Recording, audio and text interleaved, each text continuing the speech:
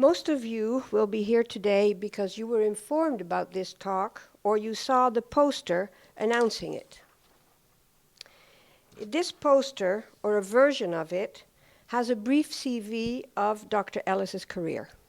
It states that he is the author of more than 100 scholarly articles and 18 books, including several on the Cuban poet Nicolás Guillén, on whose work Dr. Ellis is an internationally recognized authority. It further states that in 1988, Dr. Ellis was named a Fellow of the Royal Society of Canada, and in addition, he has received other international prizes. One of his most outstanding awards must surely be the honorary doctorate that he received from the University of Havana, the first Jamaican to receive such an honor. This poster kind of deals with the middle part of Dr. Ellis's distinguished career.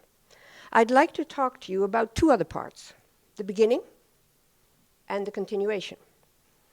Keith Ellis obtained his doctorate in 1966 with a dissertation on the 20th century Spanish writer Francisco Ayala. But even before that, in 1960, he had articles accepted by the prestigious North American academic journal Hispania and the venerable Spanish Insula. One of these articles was reprinted in that same venue in 2006.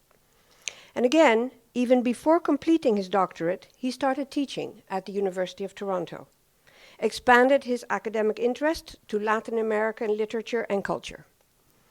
Over his 40-year career at the University of Toronto, in addition to numerous articles on Nicolás Guillén, he has published essays on Rubén Darío, Pablo Neruda, Vicente Huidobro, Roberto Fernández Retamar, Che Guevara, amongst others, in most of the prestigious North American and international journals, such as our own Revista Canadiense de Estudios Hispánicos, as well as the PMLA Modern Language Notes, and such Caribbean venues as La Torre of the University of Puerto Rico and Casa de las Américas in Cuba. In the year 2000, he became Professor Emeritus, which usually happens when one retires, but the term also refers to a status of honor. And this brings me to the third part of this introduction. Dr. Ellis has continued his intense productivity since his retirement, publishing, and I am just mentioning books, a bilingual anthology of Nicolás Guillén, other books on Guillén, the first bilingual version of an anthology of almost 70 English Caribbean poets, published in Venezuela, and, going back to his doctoral interests, on the Spanish author Francisco Ayala. And finally, a bilingual edition of José María Heredia's Niagara poem, with commentaries by himself and some of Heredia's Cuban and North American contemporaries. This last book was published very recently by the Editorial José Martí of Havana. It was presented there during the last Havana Book Fair just a month ago. I know, because to my regret, I just missed that event, arriving in Havana the day after. But I made certain that I got the book. Faculty members, colleagues, students, and other public, it's my pleasure and great privilege to present to you Dr. Keith Ellis, Professor Emeritus. Thank you.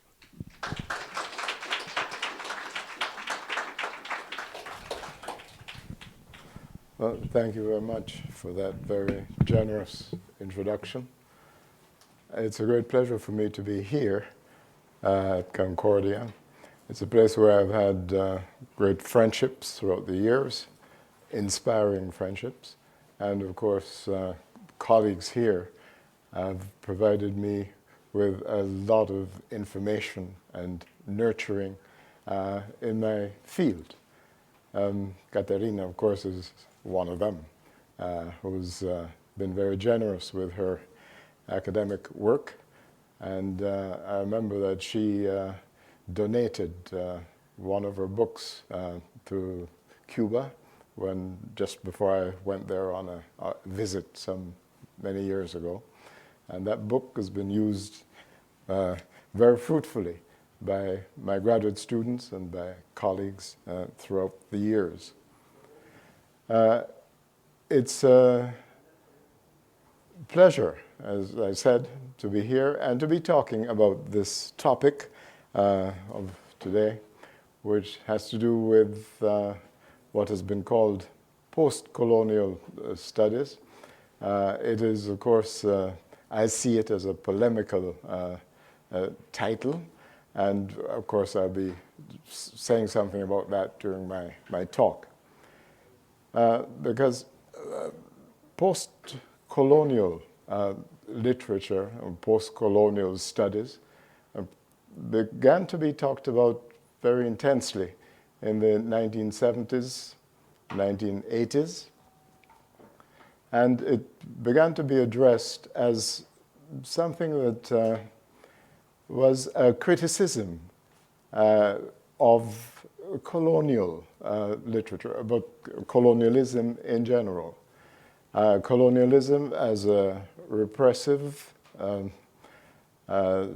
system that kept people that colonized from making the kind of progress in the world that they should have been making.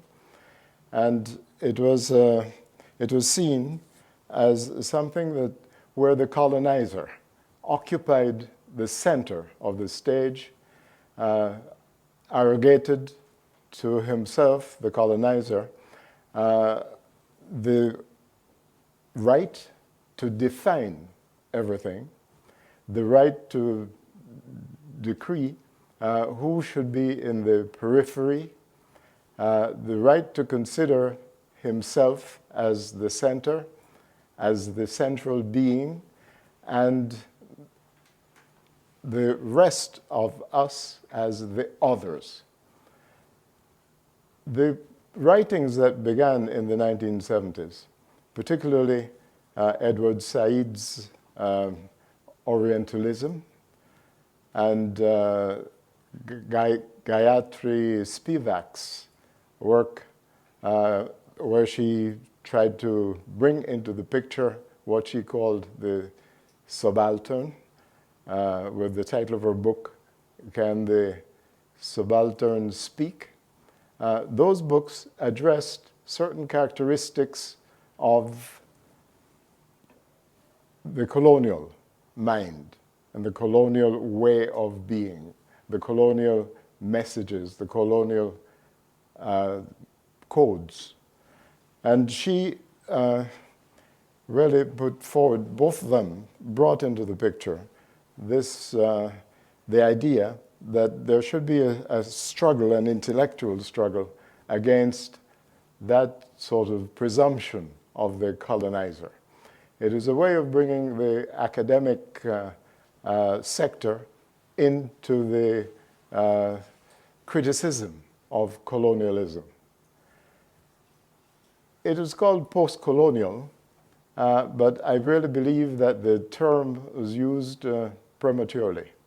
I think it still is used prematurely because the colonial still lurks about us. Colonialism is still threatening and sometimes an actual factor, and it's something that we have to be aware of. The other thing that happened in the 1980s was that recognizing especially the independence that was granted to people in the British Empire, one very important book appeared that addressed that matter. And the book was titled The Empire Writes Back. And that book by Bill Ashcroft became very well known and promoted a tremendous number of scholarly articles. The book was a book that recognized the freedom, as it appeared at the time, of the people in the British Empire. That is to say, it spanned Africa, the West Indies, India, and it looked at how writers were addressing the question of colonialism. But of course, it wasn't a really a book of great passion, because there was really no great passion. For example, in the West Indies, independence was granted. It was always granted. There wasn't a struggle and a successful struggle that really brought about independence for the Caribbean islands, let us say. The British decided it was time, and it coaxed the islands gradually into the position of being independent. But of course, I will mention later on some ways in which that independence was really partial, not fully achieved, and as I said, not achieved with a kind of passion that was achieved in other parts of the world. But it was a joyous period. It's a period in which the writers in the English Caribbean came into their own. They came to be recognized. They were writing before that, of course. People like Naipaul, the Trinidadian, George Lamming from Barbados, Neville Dawes from Jamaica, Vic Reed from Jamaica, and others achieved a new importance as writers. And of course, Derek Walcott, the poet. When these islands were given their independence, we were all very happy about it. I remember I was at that time a graduate student. No, I had finished my graduate work. Just finished my graduate work at the University of Washington in Seattle. And on the 6th of August, 1962, when we got our independence in Jamaica, there were two Jamaicans that I knew of in Seattle. And we decided we should do something to celebrate our independence. And the other Jamaican was a professor who was visiting at the University of Washington from Columbia University. She was a professor in linguistics. And we organized a celebration in Seattle.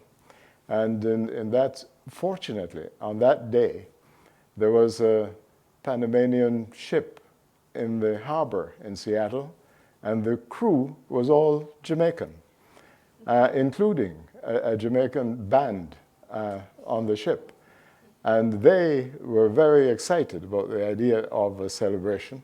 And they came and made our party, our celebration party, something that was memorable indeed. Friends showed up and we had a wonderful time.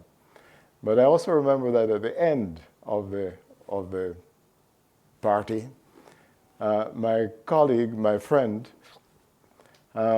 said, well, she didn't say what, she announced that let us now sing God Save the Queen. I thought that was unacceptable, that it wasn't an occasion for singing God Save the Queen. And I remembered a Jamaican substitute anthem, because we didn't as yet know the Jamaican national anthem. It was brand new. And so the anthem that I remembered singing as a child in school that was really Jamaican was one titled "Hail to Jamaica, the Island of Springs." And she knew it as well. So we both sang that. So it was a happy occasion, and the happiness was general throughout the Jamaica to begin with. Jamaica was the first of the Caribbean islands to get its independence. And as independence came to the other islands, there was that general happiness. And of course, there's at that time, things really looked bright for Jamaica. Jamaica had a currency, its own currency. The Jamaican dollar was stronger than the US dollar. It was worth $1.50 in US currency. I remember that at Expo 67, held here in Montreal, the Jamaica Pavilion was a bright spot in that celebration. And the Jamaican, the restaurant, the menu for the restaurant was printed on the back of the reproduction of a painting by a famous Jamaican painter, Alexander Cooper, and was of such quality that that menu was taken by many and preserved as a work of art. Things seem to be really flourishing until we came upon the period when Jamaica had to play its part in paying for the Vietnam War. And the international banking system, guided by the United States, found the way of making us pay through what was then the beginnings of a long process, and that is continuing to this time, of high interest rates. And that has kept Jamaica's progress back, and I should mention how that has come about in the effects of that are continuing today.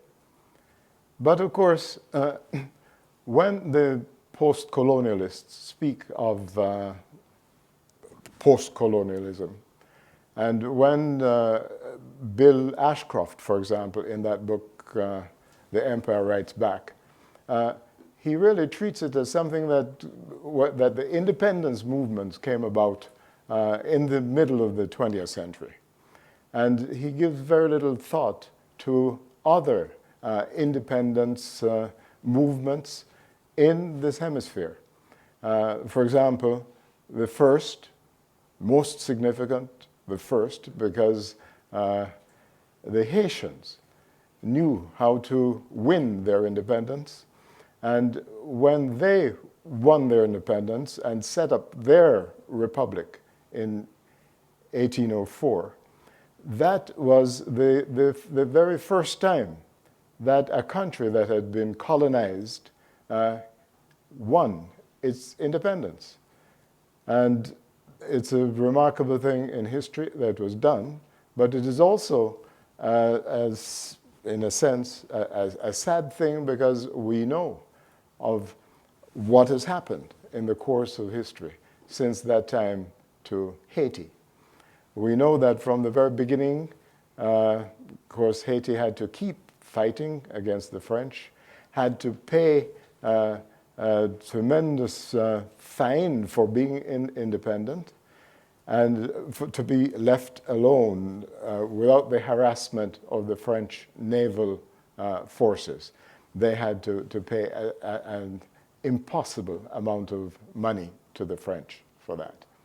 And of course, Toussaint Louverture was tricked into going to France and held captive there, and actually met his death in France and wasn't ever able to return to Haiti. So that had a very sad outcome, and that outcome, because it was the means of, well, we have to say, punishing Haiti for its daring in winning its independence, that startled all the imperialist countries, and they joined in the punishment of Haiti. So Haiti has not enjoyed a post-colonial period. It's been a very difficult struggle, and you could see, just reading the news of the last, apart from the natural disaster, we have the organized international political disaster where Haiti is kept under the tight control of the United States. You remember the coup that took place in 2004, and that the coup against Aristide, the president. And so there is, of course, a strong literary reaction to Haiti's situation. literature written by Haitians themselves, but written also by others who have felt deeply the cause of Haiti and have produced some outstanding, tremendous work, especially in the genre of the novel. Alejo Carpentier, for example, the Cuban writer, has contributed outstanding work in this field. But of course, also, we have to think of the precedents of other independence movements in this hemisphere. We have to think, for example, of course, the very important movements of independence for the Spanish-American countries, the movement led by Simón Bolívar, the movement that was successful and that enjoyed a period of tremendous triumph, and that triumph was reflected in many ways, and including, of course, in the literary field. You'll remember that Simón Bolívar had as his chief secretary, and we could say his ambassador to Britain, because he thought that Britain was very important, would play a very important part if Britain was made not to cooperate with Spain. And so the winning of British friendship was very important, and he appointed Andrés Bello, the outstanding intellectual, to be his representative, diplomatic representative to Great Britain. But Andrés Bello was much more than that, because Andrés Bello had the feeling of that moment. He knew how important it was. He knew how important that it be guided in a way that would serve not just the interests of Venezuela, but serve the interests of all the newly independent countries in the hemisphere. And Andrés Bello, in 1823, it is really that third decade of the 19th century, that is the decade of the independence movement, the successful independence movement that started, of course, at the end of the very first decade, but it came to fruition at that time. And Andrés Bello, in 1823, wrote a very important poem that he called Alocución a la Poesía, an address to poetry. His address to poetry is really one of the very first declarations of what one might call postcolonial theory. Because he said in that work, Alocución a la Poesía, that it was time that the muse should come to reside in the Americas. It should leave Europe. Because, of course, during the colonial period, writers were following the model of Europe, and not only in style, but also in themes. And the writers in Spanish America, Andrés Bello thought, had to begin to have a sense of sovereignty in their literature as well. And that declaration, that work, was very important. It served as a model or a guide to other writers throughout Spanish America at the time. But he went further than that, because in 1826, he produced a work known as his Silva a la Agricultura en la Zona Tórrida, a poem to agriculture in the torrid zone, that is to say, in the tropics. And there he was celebrating not just agricultural products, but the flora of the New World, of the tropical countries, of Latin America, and so on. And so he's showing, he gave an example of what should be done, that we should celebrate our own things. Look at what was being done in the Americas and write celebrating those things. Well, Andres Bello had colleagues who immediately took up the task. In fact, some of them preceded him in that spirit. One of them, the Ecuadorian José Joaquín de Olmedo, showed how important it was for literature to accompany the political developments of the time. And José Joaquín de Olmedo wrote his very important and famous La Victoria de Junín, Canto a Bolívar, the victory of Junín, a battle against the Spaniards in which Simón Bolívar fought. And his poem in praise of Simón Bolívar, in praise of independence, in praise of the new freedom that Spanish America was winning, is one of the very important models of political poetry. Because he was very severe on the Spaniards. He looked back on that colonial period of the suffering, the yoke, that's a word that's used often in the poem, used often also in Simón Bolívar's vocabulary when he talked about Spain, the yoke of Spain. And a poem such as that was an example that was followed by many. For example, the Cuban poet, José María Heredia, he also wrote a poem to Bolívar, but he did much more than that. He was the representative of those poets who were not yet enjoying independence in their own country.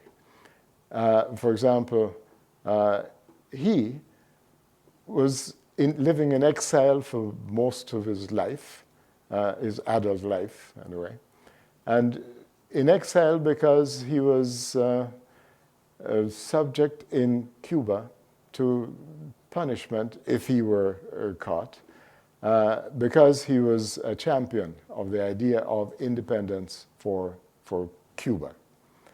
And it was in his exile that he produced some of that stirring poetry of the time. His poem about the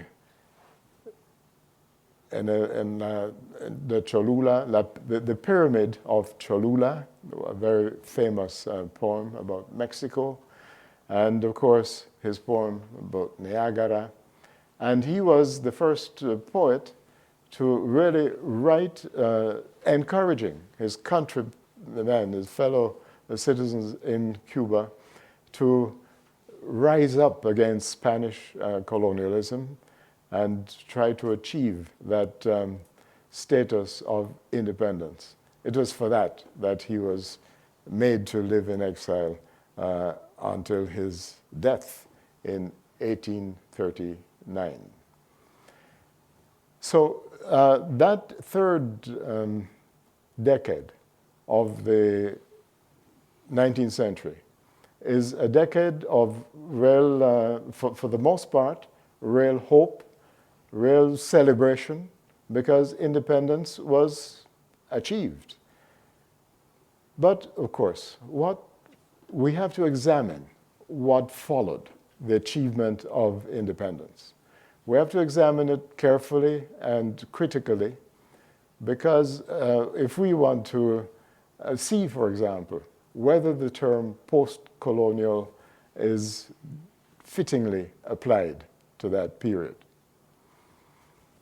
I think it is very important to look at what happened in a country that for us today is an obscure country. But how it came to be an obscure country is a part of this story. The country is Paraguay. And many people do not realize the importance of what happened in Paraguay during that period, that post-independence period. It's related, of course, to what happened in other countries, what happened in Chile, what happened in Argentina. And it shows something of the persistence of the colonial mind, the colonial authorities, the way in which they look to get the benefits, however they can get the benefits of these societies, these new societies in Latin America. Because Paraguay achieved its independence just after, of course, it really was the first country to achieve independence and to continue that independence in name until today. In 1811, it achieved that independence. And it did that thanks to the guidance of a very brilliant Paraguayan. He was one of the few people, certainly perhaps the only one in political life at the time, to have a PhD. His name was José Gaspar Rodríguez de Francia, and known really as Doctor Francia. His fellow Paraguayans, recognizing the brilliance with which he negotiated independence from Spain, because he did it without any warfare. He really was the intellectual superior of the Spaniards with whom he was dealing. And he managed to get them in a situation in which they had no choice but to grant Paraguay its independence. His fellow Paraguayans, recognizing his brilliance, elected him dictator for a period of 3 years, a trial period, let us say, from 1814 to 1816. He served Paraguay brilliantly during those 3 years. And his fellow men decided to elect him dictator for life. And he was, in fact, dictator until 1840 when he died. Now, elected dictator sounds like a contradiction. But in fact, that is what the Paraguayans did. And when one reads the Paraguayan poetry of the time, there are many poems in praise of our celebrating with great pride our dictator. Because he achieved things, like, for example, perhaps the only head of state during that period to give real equality to the indigenous people in his country. He knew their language, he understood their culture, he made them feel comfortable at home in their country. He passed laws or made decrees that made it very important, very necessary for people of Spanish origin to recognize the equality of the indigenous people in Paraguay. He instituted things like having 2 crops a year where the Spaniards would have 1 crop. So there's an abundance of things. He developed the first industries in Paraguay, and he kept Paraguay very, very strong. It was the most peaceful and the most prosperous country in Spanish America during his time. Of course, this didn't go unnoticed by the old imperialist powers, and particularly Great Britain. Britain, that was enjoying the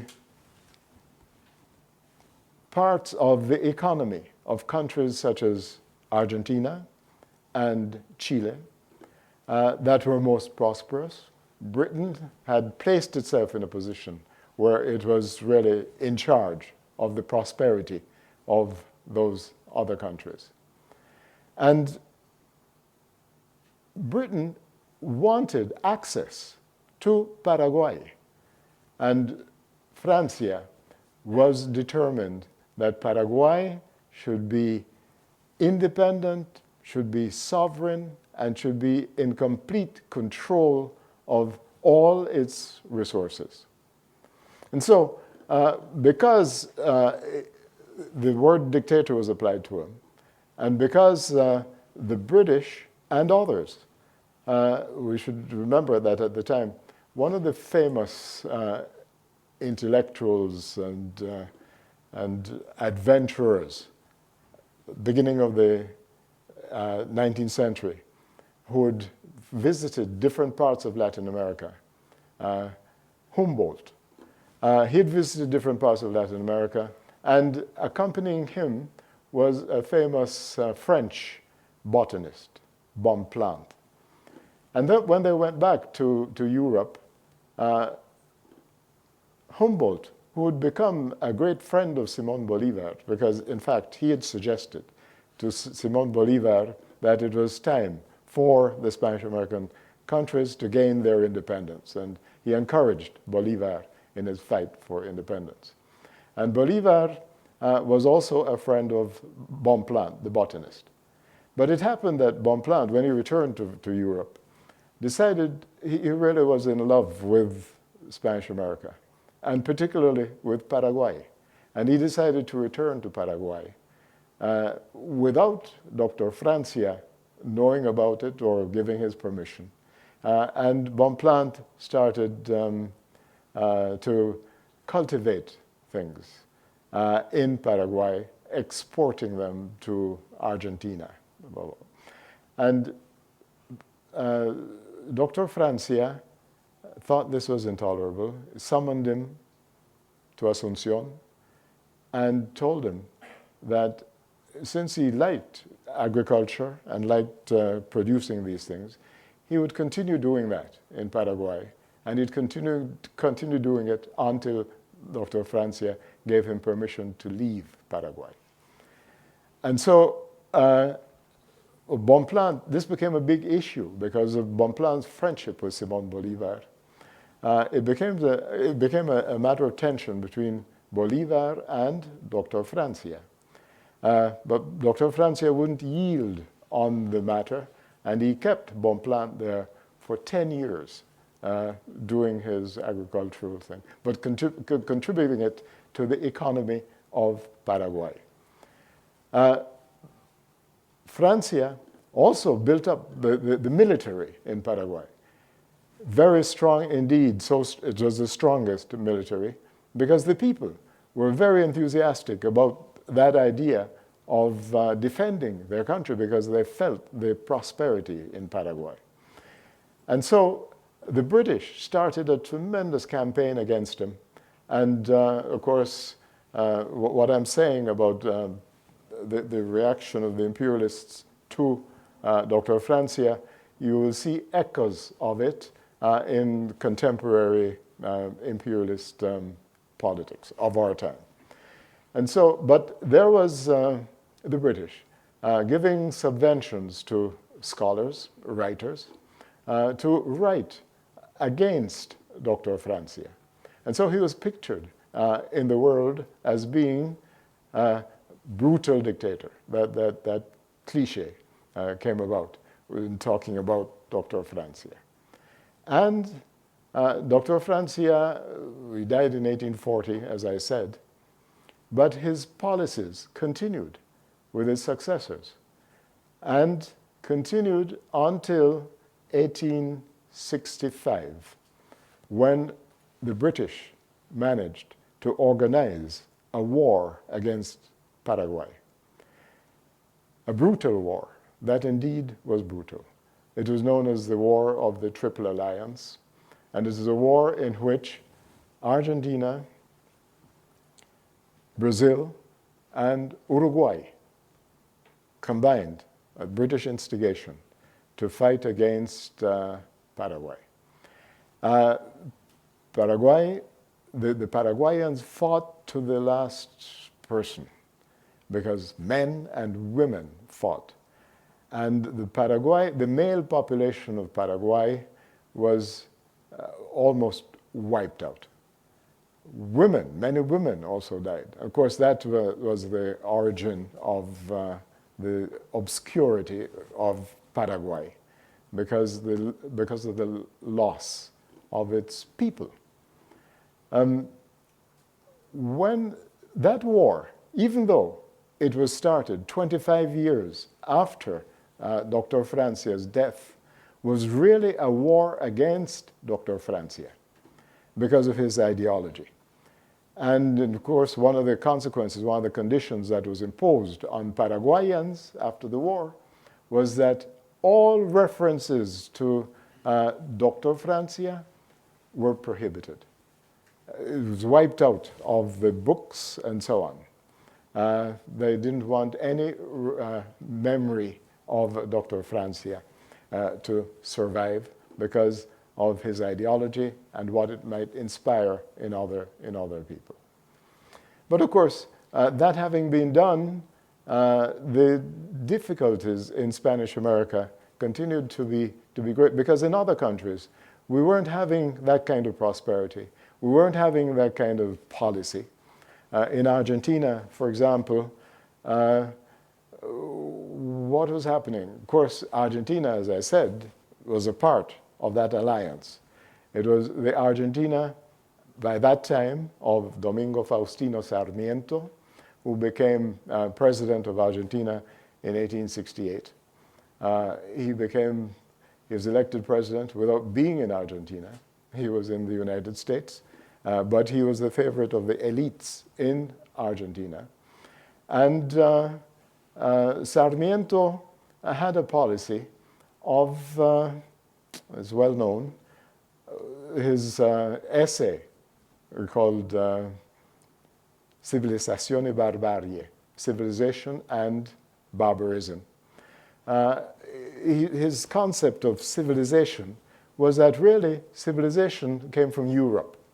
And in order to make Argentina a civilized country, in order to get rid of the barbarism that was lingering in Argentina, thanks largely to the indigenous population, it was important to get Europeans migrating to Argentina.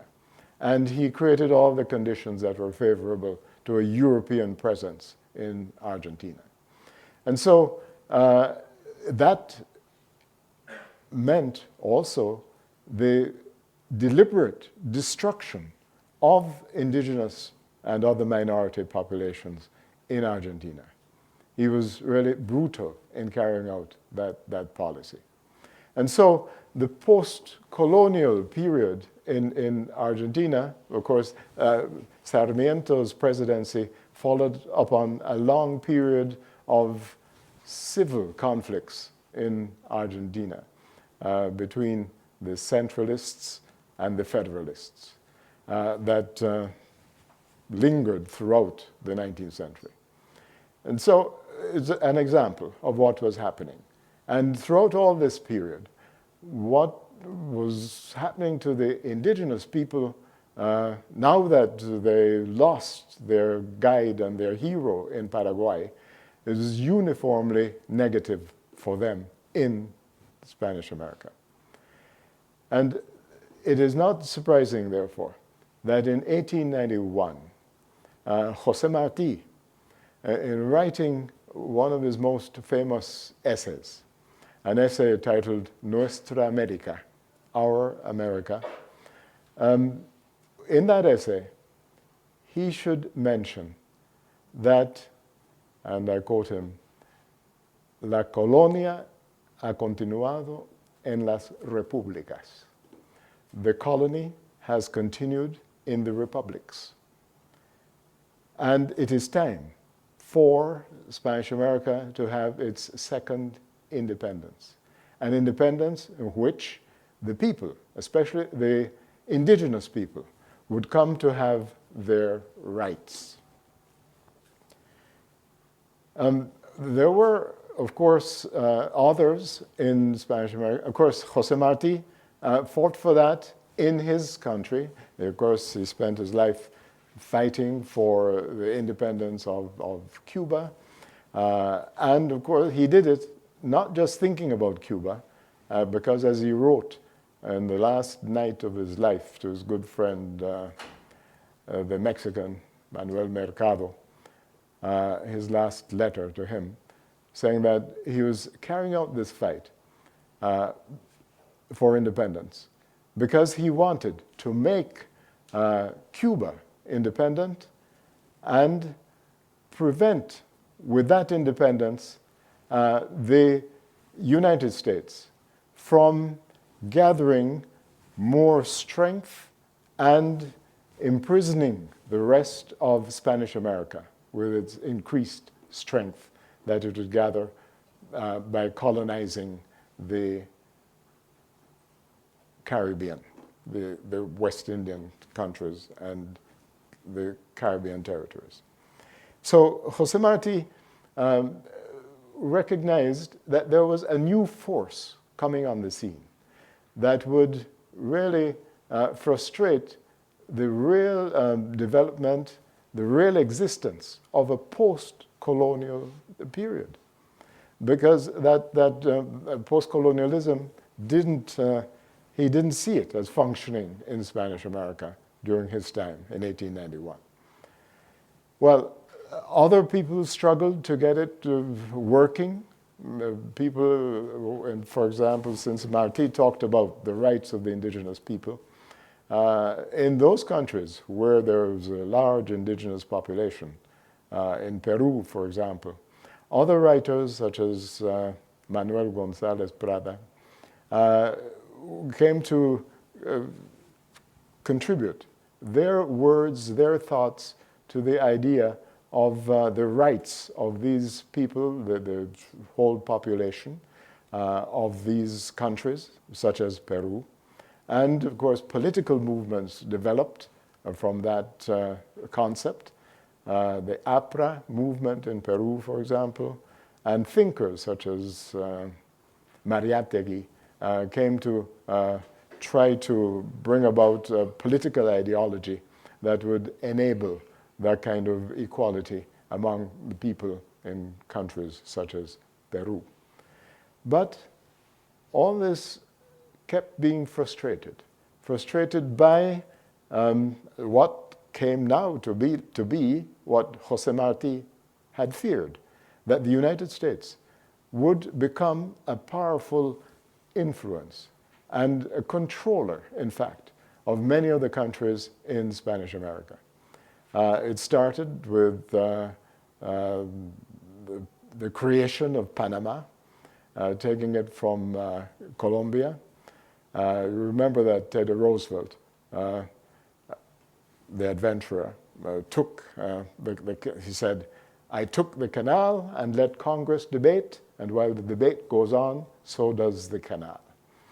And of course, the United States intervened in the Cuban struggle for its independence and frustrated right there José Martí's hope and struggle, really, for the independence of Cuba by, in fact, dictating a constitution for Cuba that would have, besides, clauses that would make Cuban territory and Cuban sovereignty only a partial sovereignty.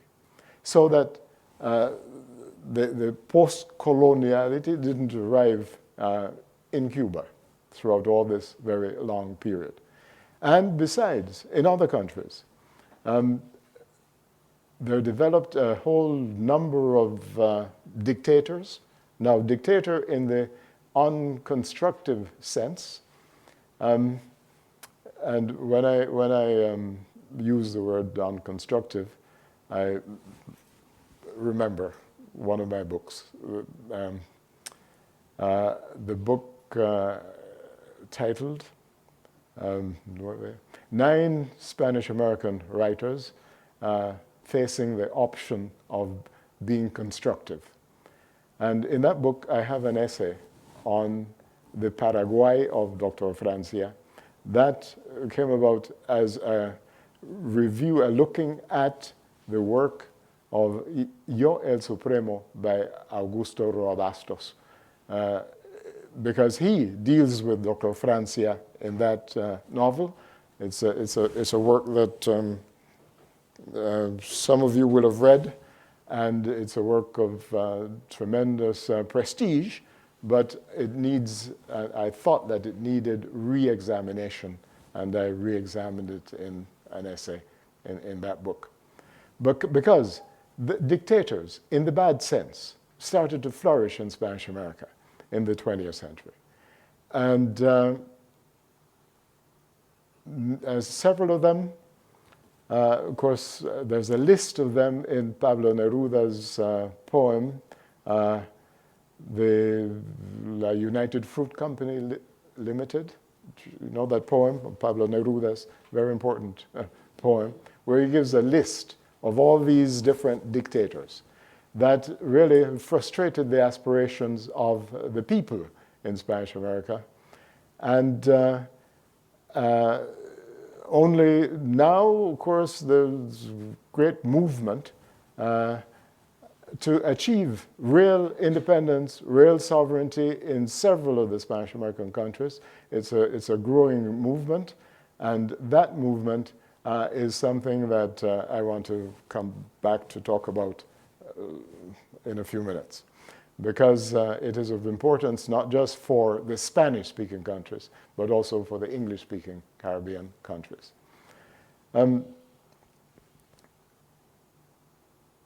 To go back then to the English-speaking Caribbean countries, this idea of the post. I was talking about Jamaica, and it's important to talk about Jamaica because Jamaica is the country that was most thoroughly colonized by the British in the Caribbean. It is a country from which it got, Britain got tremendous riches, and it kept the Jamaican population in a situation of slavery for a long time, and for another long time for colonialism that looked very much like slavery.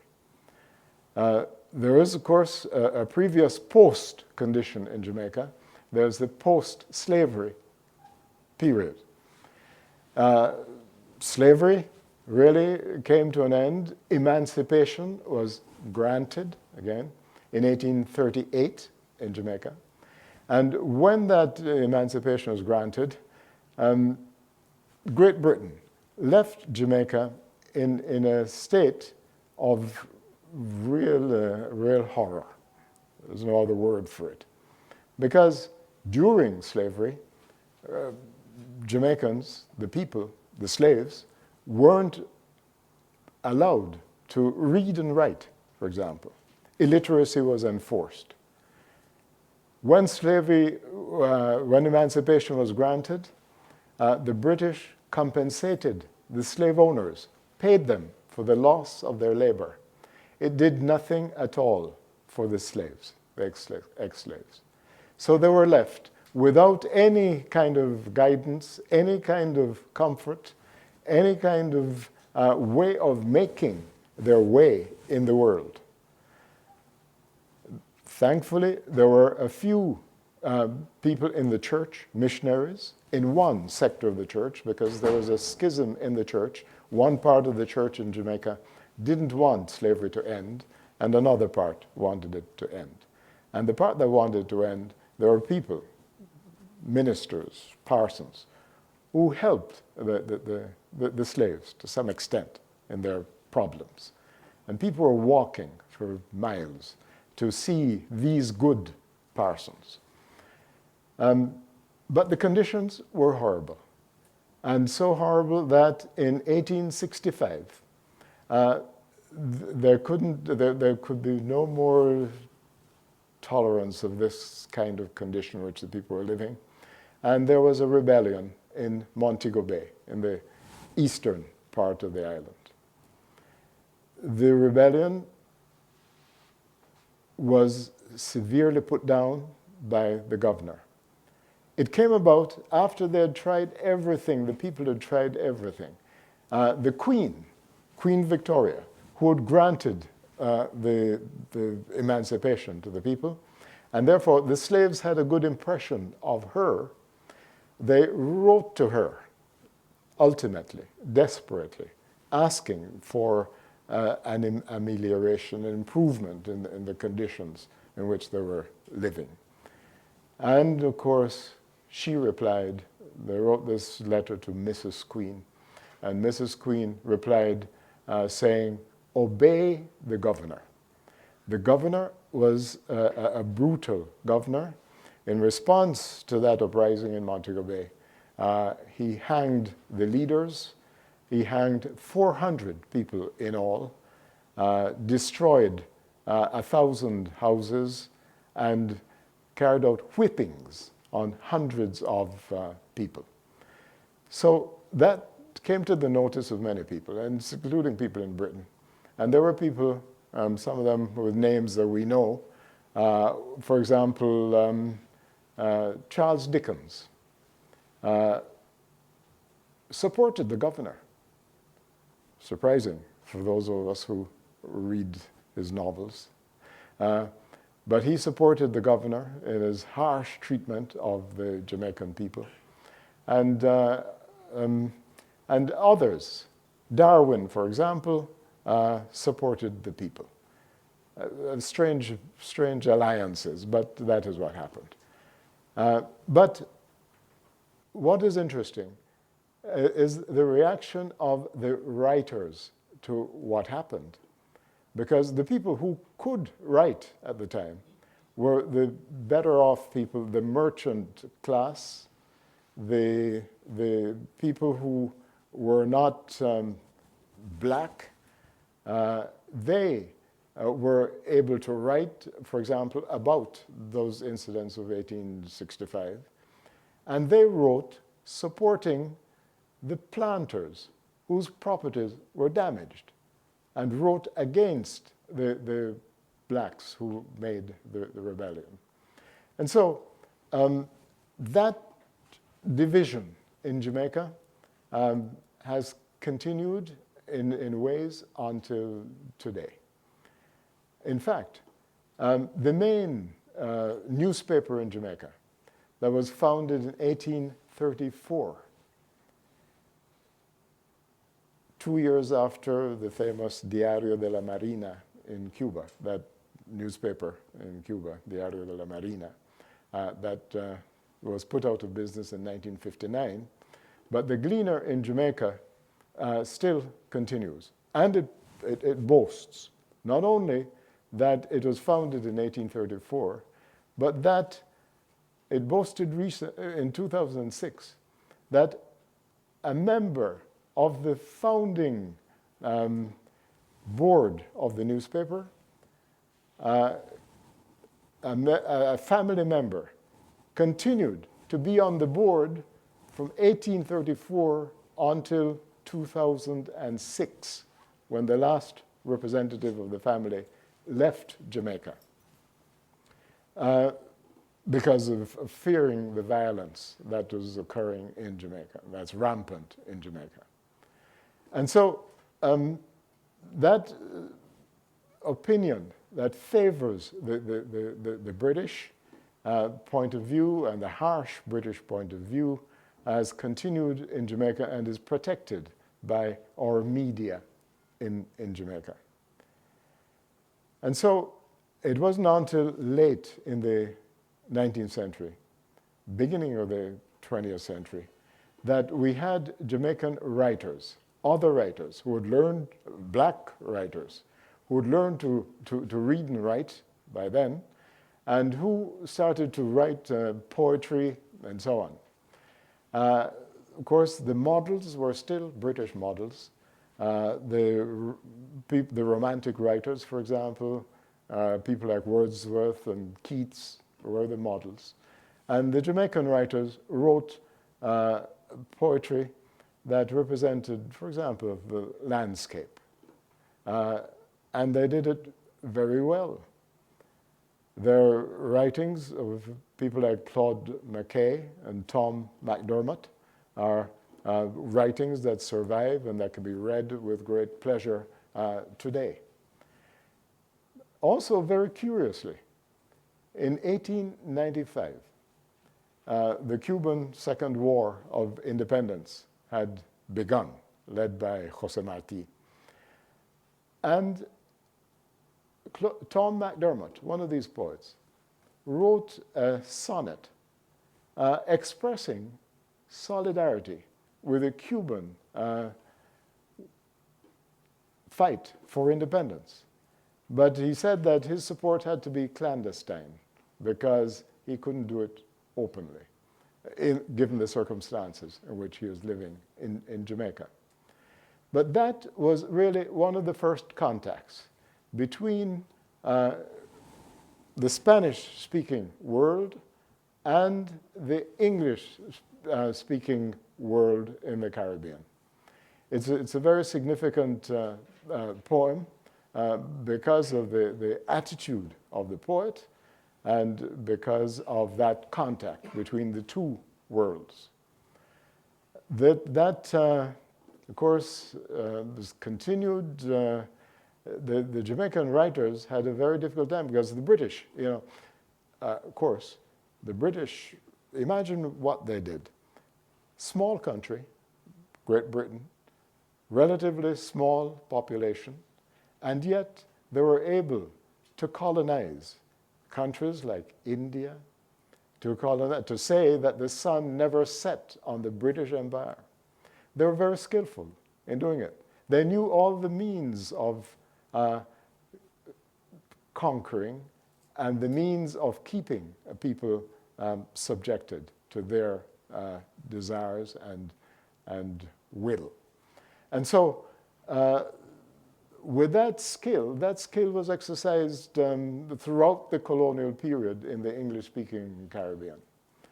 The skill was shown, for example, they created the journals, the first literary journals. They created a journal to celebrate the 50th anniversary of Queen Victoria's reign and invited people to contribute to that journal. And of course, the Jamaican writers, the black writers who might have been writing about things like how their ancestors suffered under colonialism, in slavery, how they continued to suffer during colonialism, shied away from topics like that when they wanted to present their writings to these journals that were controlled by the British. And so that control of literary expression continued throughout the colonial period. And in that anthology that was mentioned, that I put together last year, in that anthology, we have poets who would criticize things that happened. Of course, the critical attitude began to appear when we in Jamaica began to produce our own journals without the control and without the auspices of the British government. And that period began, of course, with the period of independence, when poets started to criticize, for example, the kind of education that we had in Jamaica, the limited education, because you should know that in 1947, when I went to high school, started at high school in Jamaica, the proportion of children in Jamaica that went to high school, had that privilege, was 1.5%. of the population. And so that limit, of course, they made the people who went to high school feel very privileged, and they started to, of course, cultivate that sort of loyalty to Britain. I should mention that the British carried out an experiment during slavery with one Jamaican slave in the 1760s. They wanted to see whether a slave, having the opportunity of education, could become something like a normal person, and they gave what one might call a scholarship to one person to study in a British school and then to study at Cambridge University. He proved to be brilliant, excellent at mathematics and Latin, and then he came back to Jamaica. His name, Francisco Williams, came back to Jamaica, and he wrote poetry. He's probably the first of our black poets in Jamaica. But what was his poetry about? His poetry was in praise of the British governor. And that kind of poetry, in praise of the British Empire, proved that from the British point of view, his education was a success because he'd been educated, but he'd been educated in a way in which he served the British Empire. And so that model, or in a sense, that model continued throughout the colonial period. People were educated to serve the British Empire. And so after 1960, surely that ended with our poets writing about matters that were more greatly in our interest in Jamaica, and criticizing, above all, that education system through which they had passed. But there are other things that we could notice from that education, that period. And for example, there were things that, there are certain themes that when we look particularly comparatively at the interests of the poets and what the poets write about in Spanish America, and compare it with what they write about in the English-speaking Caribbean, we find some gaps in our poetry. We find, for example, that we do not excel, and in fact, we hardly practice what we might call love poetry. We look at the great Spanish American poets. We look at Pablo Neruda. We see book after book of love poetry. We look at Nicolas Guillen, who's recognized as a political poet, but we see also books of love poetry. In the Caribbean, our great poets, in the English-speaking Caribbean, our great poets shy away from that kind of expression, that open expression of tenderness. And it is for our investigators, our scholars, reading that poetry to seek out the reasons why that happens. But there are other things, when we look comparatively, that come forcefully to notice. For example, in 1952, the Kenyans, the Kikuyu people, started a rebellion against the British seizure of their lands. The best lands in Kenya continued to be occupied, taken, new lands taken by the British. The Kikuyu people protested, and they kept protesting, and the British kept doing that. And so in 1952, rebellion started. The Kikuyu people protested, and they rose up.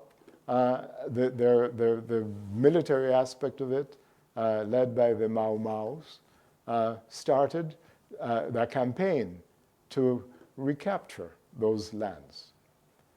Now, interestingly, that campaign was represented by two of our great poets in the Caribbean, one English-speaking, one Spanish-speaking. The English-speaking poet is Derek Walcott, who wrote a poem called A Far Cry from Africa. In that poem, Walcott talks about how he has these images of the two sides that are fighting. The barbarism of the Kikuyu people, the Mau Maus, killing, for example, a white child murdered in bed, and carrying out those campaigns of cruelty. And on the other side, you have the British people occupying the country. And of course, in the poem itself, he talks about how does he situate himself? How does he face these two sides with this barbaric campaign that's going on, carried out by the Kikuyu people, and on the other hand, with this British who are occupying, but whose tongue I love, he says, the language. So he places himself in a situation of ambivalence, facing this situation. Of course, when you read the poem, you'll see that the information he's getting about the Mau Mau campaign in Kenya is information carried by the BBC and echoed by our local media in Jamaica, because he was studying in Jamaica at the time. And we see the ambivalence that results from that, the kind of information that he's getting. And he ends up by saying, where should I turn? Divided to the vein, he says. So there's that situation in which he sees himself facing this struggle. On the other hand, Nicolas Guillen, the Cuban, writes a poem about this same situation at the same time. Nicolas Guillen starts the poem by saying, large ink, that is to say, the media are saying that the Mau Mau are barbaric and they killed and they torture and so on. And then he says, just between us, it is the British that are doing these things and are giving us this wrong information about what is going on. And he ends up by saying, the British should learn one thing, that of these lands, the Kikuyu people are the owners. Understand that, British people. They are the owners of these lands, and you have no right to be there. It turns out that years after 1952, in fact, in the 1990s, some real serious scholarly work was done about what actually went on during that campaign in Kenya. And it turned out, it's proven by people writing, scholars from Harvard, for example, did a book on this. And they showed that, in fact, the brutal torturing and all that was being carried out by the British. And that the Mau Mau, the soldiers, they took a severe toll and many, many deaths incurred by the British. In fact, there's a British commission that investigated it and had those findings.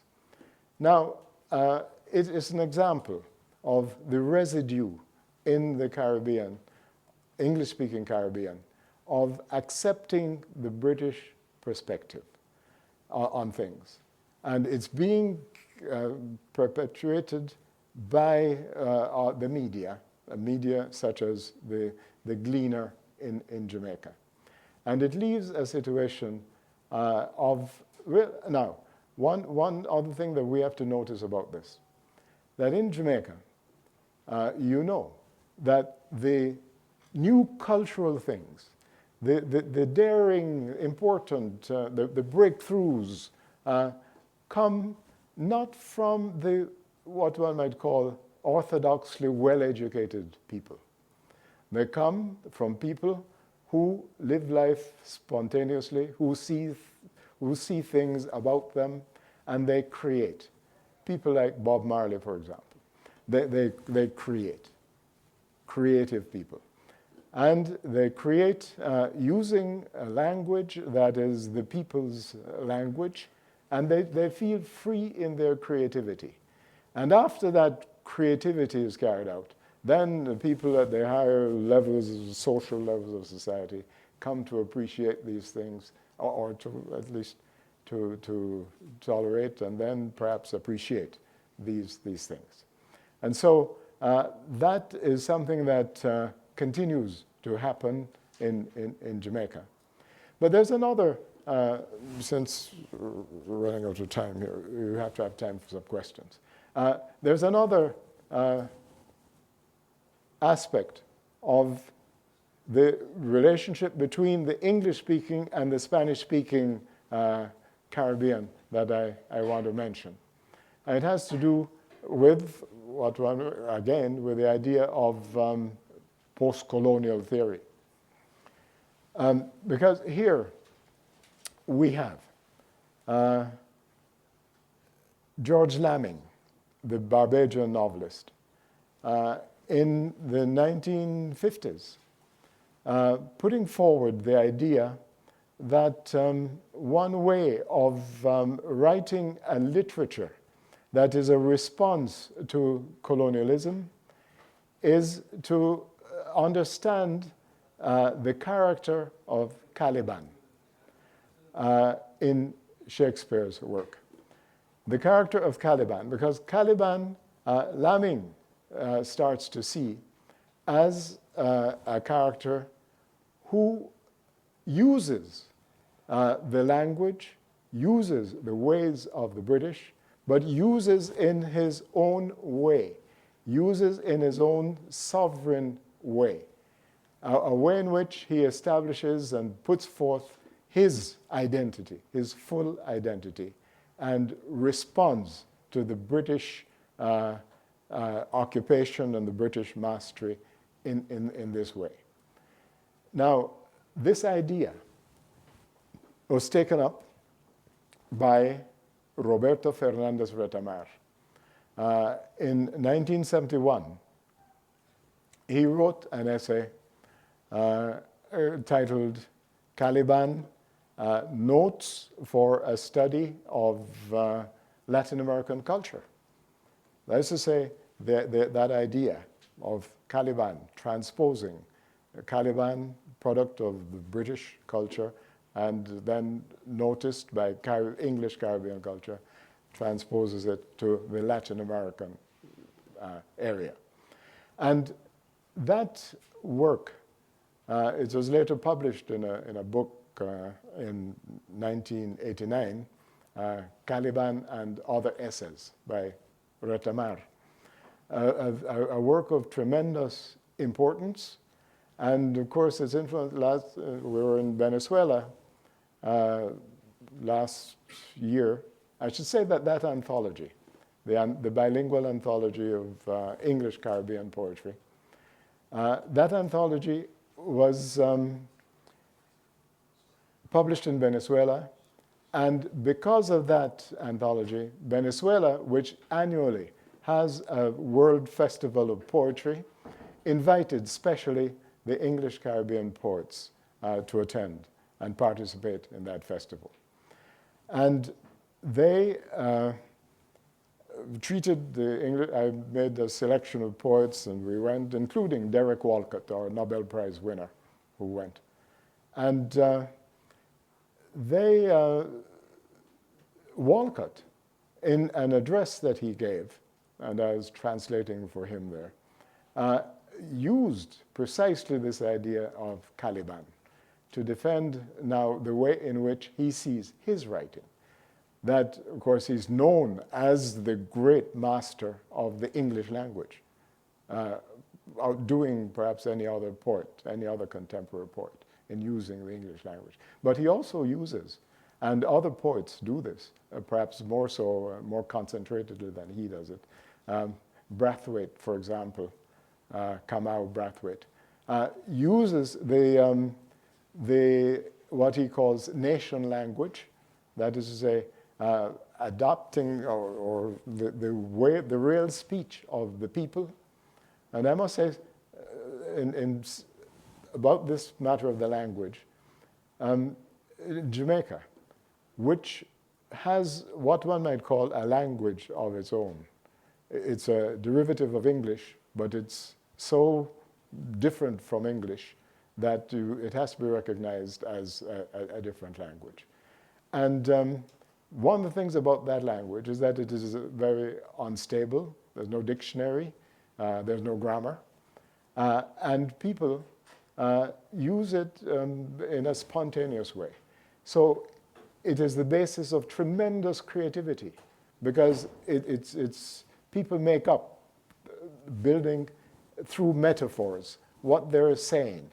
And the interlocutor has to follow, has to understand that metaphorical process. So all this is going on at a time when, given that Venezuelan example, there is this movement of what one might call integration, which I'm very keen about. Integration, Caribbean integration, and that is why that book came about, that bilingual anthology. That is why I believe greatly in bilingualism, in translation, in producing books that are bilingual, so that the people in the Spanish-speaking Caribbean and Latin America can understand what we're doing in the English-speaking Caribbean, and vice versa. Fortunately, the political situation is developing in a way that encourages that process, because Venezuela spearheading, and Venezuela and Cuba, this ALBA project is leading to a way in which there can be a real post-colonialism, because they recognize that colonialism is something that lingers, that we have to keep struggling against, that it keeps adapting itself to different forms, the appropriate form of the moment. Sometimes it appears in brutal military ways, as it's doing right now with regard to Libya. Sometimes it appears in other ways. And so, nevertheless, we have through that development in the ALBA. And in the ALBA process, we have not only Spanish-speaking countries, but we have a growing number of English-speaking countries participating in that movement. So that gives hope for countries like Jamaica, for example, where there's been no economic growth for the past 30 years. And we're living in a system where Jamaica, the way in which Jamaica, for example, is being kept as a country that we can't regard as post-colonial, is through the very high interest rates that Jamaica, perhaps the highest in the world, that Jamaica pays on loans in which Jamaica has been trapped. And so there's hope. There's a way out. And perhaps through the way in which we look at literature, the way in which we look at bilingualism, the way in which we can use translation as a tool in achieving post-colonialism, that also gives us hope. So thank you very much.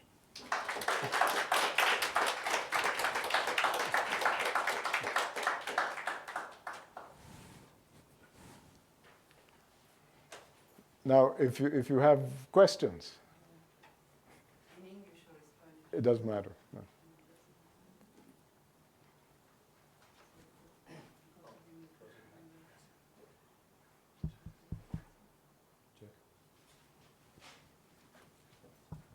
Hi, Amy. Is it on? Hello? It's okay. It's good? Okay.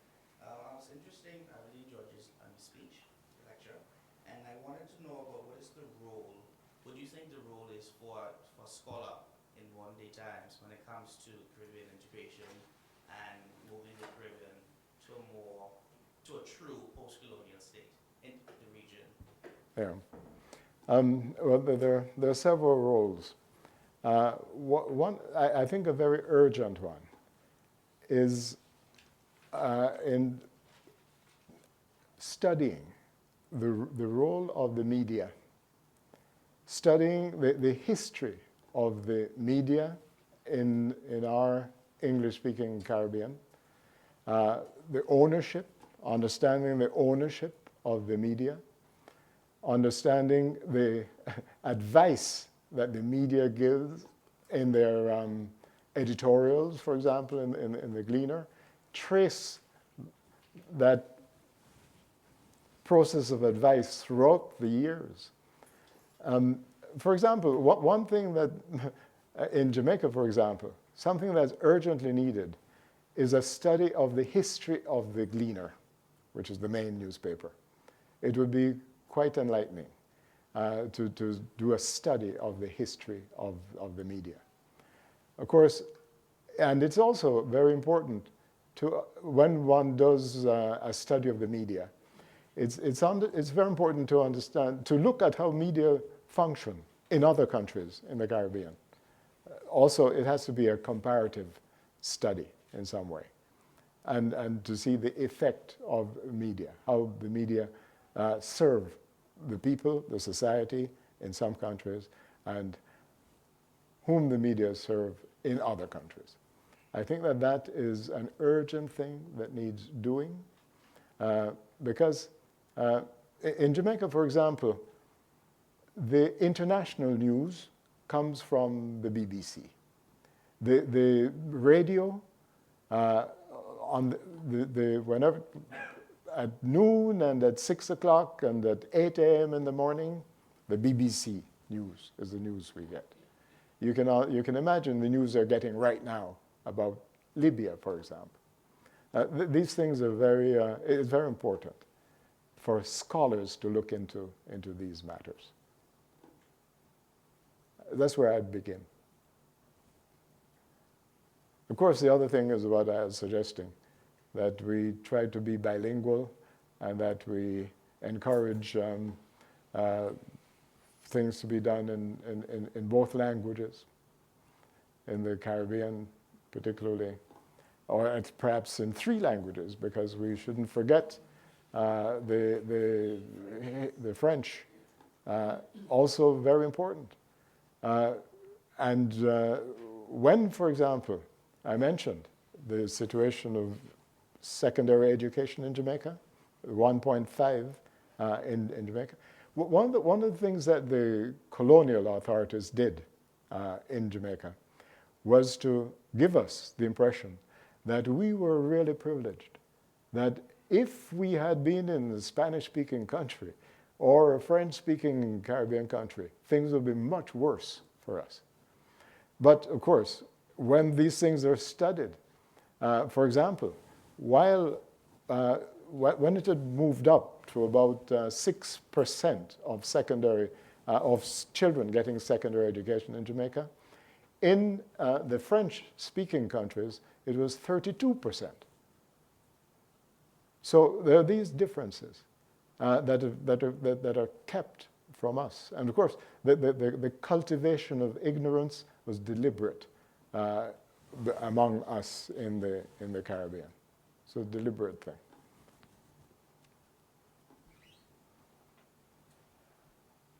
Hi, I have a question. It's ironic, I was just reading another book and you were quoted maybe a few days ago, and maybe you're misquoted, so I'll read the passage real quickly, and I wonder if you could explain basically it's in the book called Resistance Literature, and it says that, as Keith Ellis points out in his study of the Cuban poet Guillen, the tendency to dismiss much of third world poetry as propaganda or pamphleteering derives in fact from the attempted universal legislation of what is a very local or religiously based definition of poetry, one which following Aristotle's script in poetics and the rhetoric sees metaphor as the essential ingredient in poetic language. Could you explain a bit more on how, I guess, you can't always use kind of European theories kind of to impose upon critiques of certain, I guess, alternate expressions, poetic expressions, especially? I'm interested to know kind of if you can elaborate on that a bit more. Okay. I believe, okay, fine. One of the things that our critics should do too is attempt to write, critics of poetry should attempt to write poetry. I think that that's an important exercise. One of the things that Nicolas Guillen does, Nicolas Guillen, as I said earlier, is known as a political poet. But Nicolas Guillen is a poet who understands and practices, like very few poets, the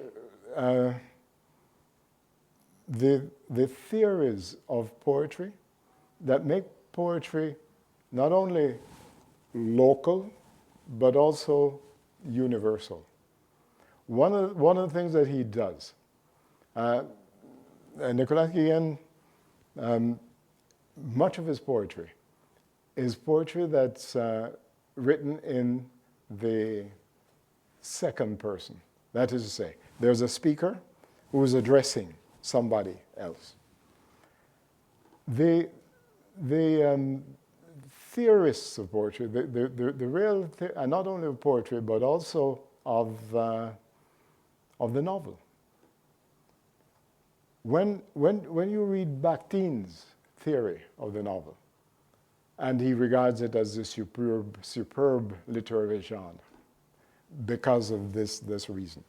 Bakhtin thinks that the novel is a superb genre because it is capable of representing a whole epoch, because it is dialogic, because it takes in different points of view. It confronts people, its readers, with different points of view. The characters are debating, and they're showing what is going to... For example, the poem Nicolas Guillen that I mentioned, where he talks about the Mau Mau. He's talking to the reader, and he's saying what is happening, what they're saying, and he's saying what is the correct thing that's to be said. That way of dealing with literature, including, and that of course is dramatic, okay? It's a dramatic poetry. It's interesting that Nicolas Guillen, when he talked about César Vallejo, he says, I really admire him. I admire his dramatic poetry. Speaking of the Peruvian César Vallejo.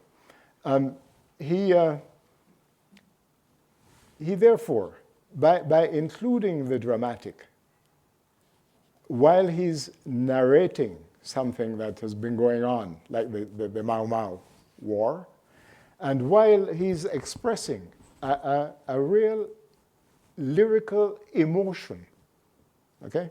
Because he's feeling about that for the Mau Mau people.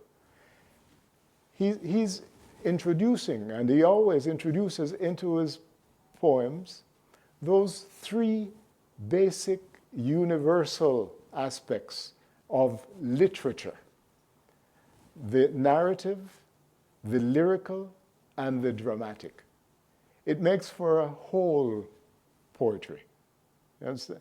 It makes for poetry that is whole, and that is very, very, therefore very, very attractive and very lasting, not just dealing with the issue that he's dealing with, but making it enduring because of that way in which he represents all of literature in each of his poems. Like elegía a Jesús Menéndez. You could think you could mention almost any poem of Nicolas Guillen, and you have that. About Little Rock. Yeah. You have it in his love poetry as well. The wonderful En algún sitio de la primavera, in some springtime place, elegy, a book, love poetry. It's conversation all along, talking sometimes to the absent loved one, and using the range of language, using metaphor, using everyday conversational speech, and you have that completeness in his work because of that.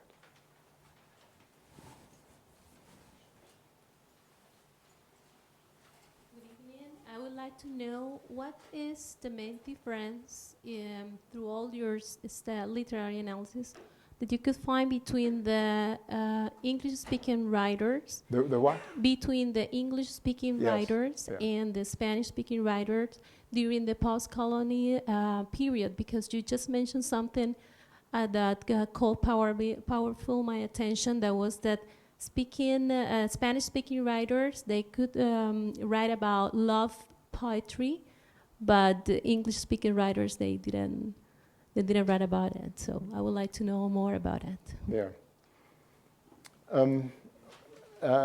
In general, yes. Well, that's one of the things that I could find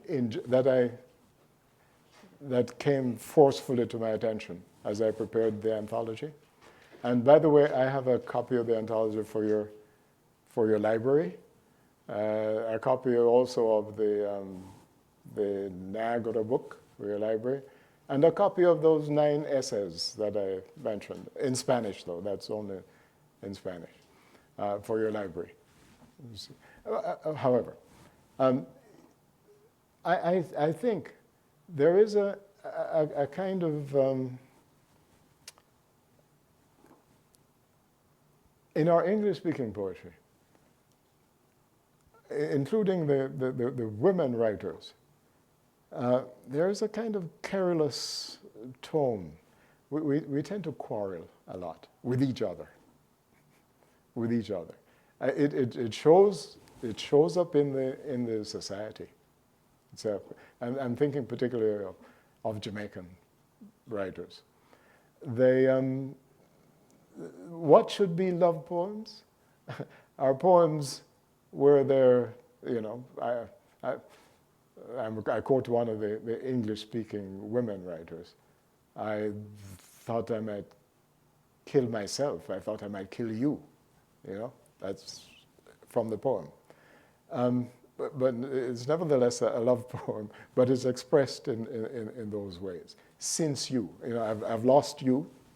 I don't know what to do with myself, and so on. And that is one of the things. The other thing is a kind of inhibition. There's still, whereas in the Spanish-speaking world, you'll have, and this is why I don't like the term postcolonial, because postcolonial is a kind of a soothing term. It's like colonialism is finished, okay? And now we're in a period where we have peace, we can move on. Yeah?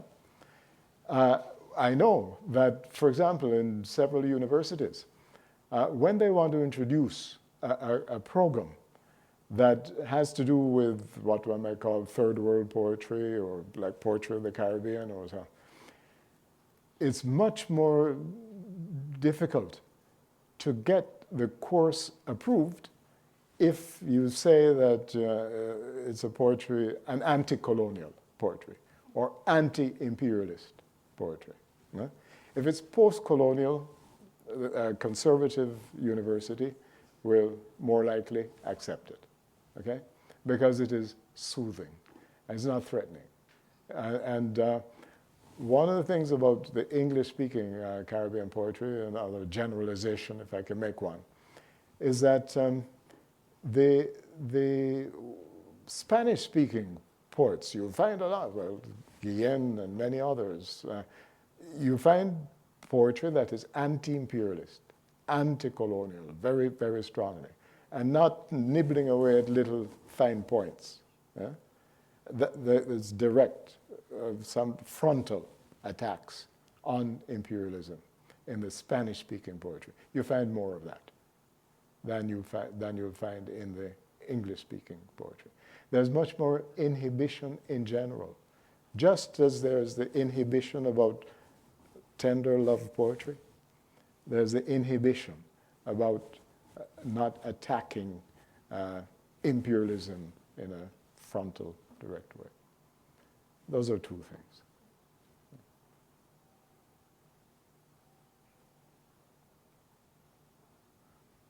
Hi. I really enjoyed your lecture. Thank you very much.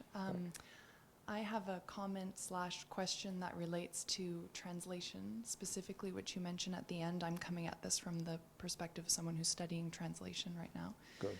And translation, of course, is all about the here and now versus the other, another time or another place or another language. And I really appreciate what you said about, I don't know if you can hear me. I really appreciate what you've said about the importance of bilingualism or multilingualism and how that is a motive or offers some hope if people understand one another, and not just understand one another, but understand something that's not them. Right. My question is about translation as being a mode of hope or a medium of hope, because on the one hand, we do know that translation opens up something to someone else. But that on the other hand, if we have a bilingual edition, for example, then the English reader doesn't need to know the Spanish. They can read the English. And so while it potentially opens something up, it also closes something off. Do you see what I mean?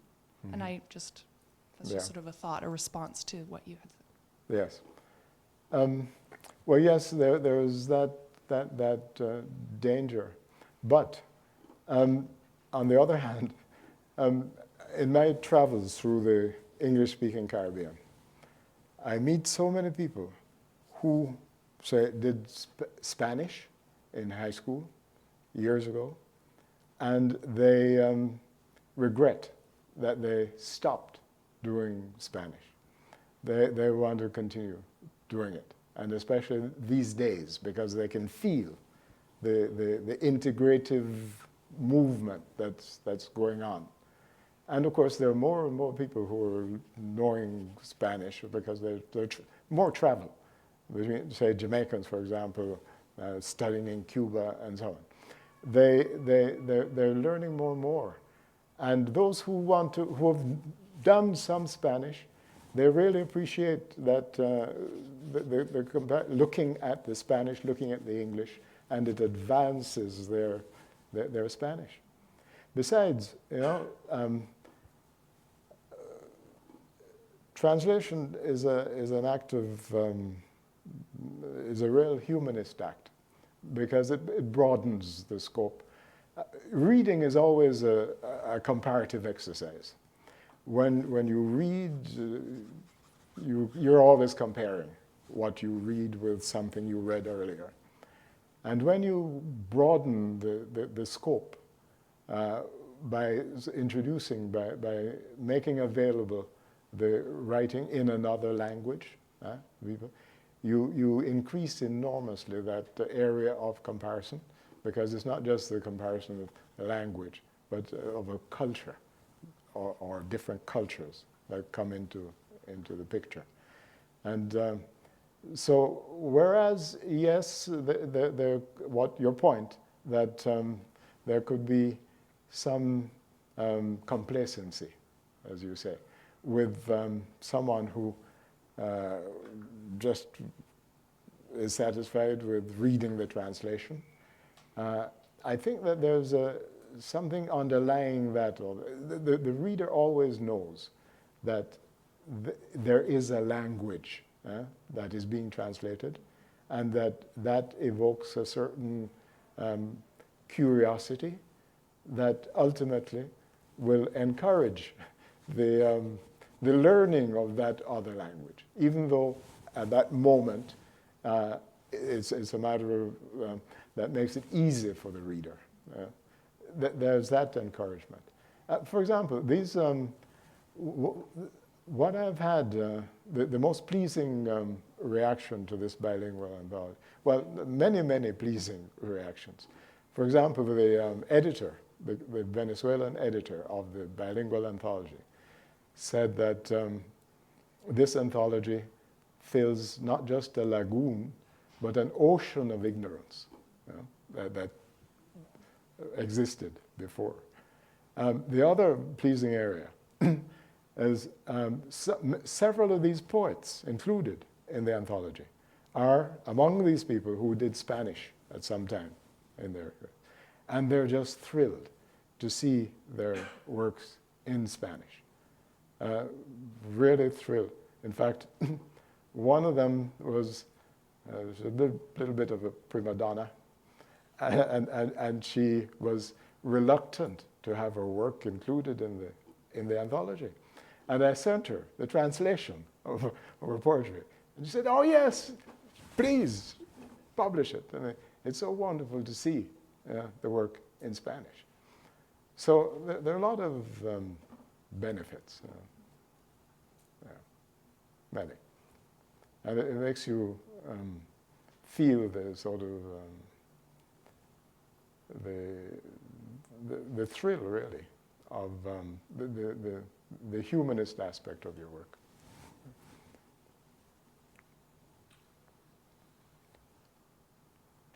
I think we have had already. Is there any other questions? It's okay. If there's no any other questions, I would like to thank Professor Ellis for such interesting lecture, and I will just say thank you very much again. Thank you.